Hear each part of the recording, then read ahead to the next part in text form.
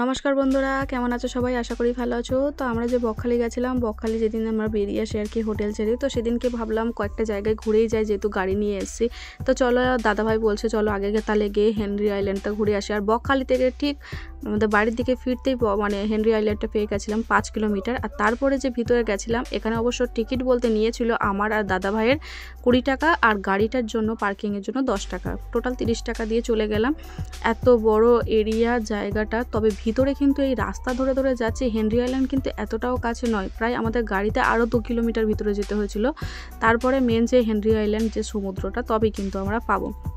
তো চলো, ওখানে আমরা ভাবছি যে কখন যাব। প্রথমে এত কিছু আমাদের জানাই ছিল না। আমরা ভাবছিলাম যে এখানে কিন্তু যে মানে সরকার থেকে মৎস্য মানে মাছ চাষ হয় আর কি। এখানে দেখতে পাচ্ছ এগুলো ঝিল আর কি। তো এখানে কিন্তু শ্যুটের বেশ বিভিন্ন জায়গা আছে। তবে আমরা তো তখন বাজে প্রায় 11টা-12টা, তো এত তাতে তো সত্যি খুব কষ্ট হচ্ছিল। আর তারপরে যে দেখতে পাচ্ছ এখানে যে প্রতিটা ফিশারি কিন্তু, আর ওর ওপারে যে হোটেলগুলো আছে, এখানে কিন্তু থাকার জন্য টোটাল প্রায় মানে 2000-2500 এরকম, নন এসি রুম 1500-1800 এরকম আছে। তবে হ্যাঁ, ওগুলো পার হেডে নেয়, প্লাস কিন্তু থাকা, তারপরে কিন্তু খাওয়াটাও আলাদা পে করতে হয়। আর এখানে কিন্তু সমস্তটাই কিন্তু অনলাইনে বুকিং করতে হবে, এখানে অফলাইনের কোনো সিস্টেম নেই সরকারিভাবে যেহেতু। আর তারপরে চলে গেলাম গাড়িটা রেখে এখানে সমুদ্রের সি বিচে। আবার প্রায় হেঁটে যেতে আমাদের প্রায় 5 থেকে 7 মিনিট। তারপরে পড়লো একটা কাঠের পোল। তারপরে দেখো এটা কিন্তু সুন্দরবনের ডাক পড়ে আছে, তাই দু সাইডে ঘন জঙ্গল।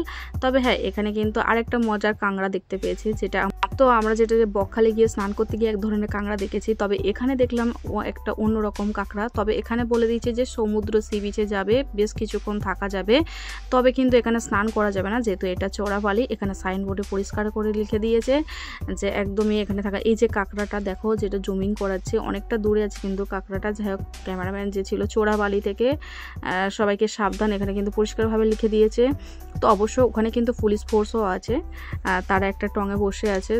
তোমরা তাদের দিকে না নজর রাখলেও তারা কিন্তু তোমাদের দিকে সবসময় নজর রাখবে। তো এই ছিল আমাদের গল্পটা। তো চলো, আস্তে আস্তে যে রাস্তা যেন শেষই হচ্ছিল না। আর দেখো এই এক ধরনের কাঁকড়া, যে কাঁকড়ার একটাই মাত্র দাঁড়া আছে, আর দাঁড়াগুলো এরকম সব মানে বড় বড় এরকম দাঁড়া। যাক, এই এক ধরনের কাঁকড়া আমি এখানে দেখতে পেলাম, বেশ ভালো লাগলো। তারপরে ছিল আবার বালি পথে হাঁটতে হলো প্রায় এরকম জায়গা, ফের 2-3 মিনিট। তারপরেই আমরা আসলেই এখানে দাদাভাই বললো এসছি যখন, বেশ কয়েকটা ফটোশ্যুট করে নাও। তো ফটোশ্যুট বা ভিডিও যা কিছু করার এখানে করে নিলাম। তো তারপরে বলছি না, ভীষণ গরম লাগছে, চলো গিয়ে। আমার কিন্তু হেনরি আইল্যান্ড যেহেতু আমি এই ফার্স্ট টাইম আসছি, আমার ওখানে কিন্তু একটু বেশিক্ষণ সময় কাটাবো। ওরে বাবা! তারপরে যে দাদাভাইটা ওখানে ছিল, বলছিল তোমরা যদি একটু রোদ পড়তো তখন যদি আসতে আরও ভীষণ ভালো হতো।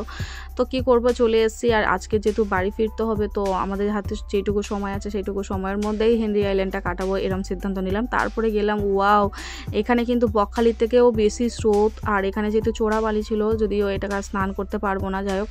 আর এখানে সমস্তটা পুলিশের একদম চোখের সামনেই আছে, যেহেতু ওনারা কিন্তু এর থেকে বেশি দূরে, বা হ্যাঁ তুমি কোমর হাইটে বা তার থেকে হাঁটু হাইটে তুমি কিন্তু ওখানে গিয়ে ততক্ষণ থাকতে পারবে, ঢেউয়ের সাথে খেলতে পারবে, তা মজা নিতে পারবে। তার বেশি এখানে স্নান টান করা বা দূরে যেতে একদমই দেবে না।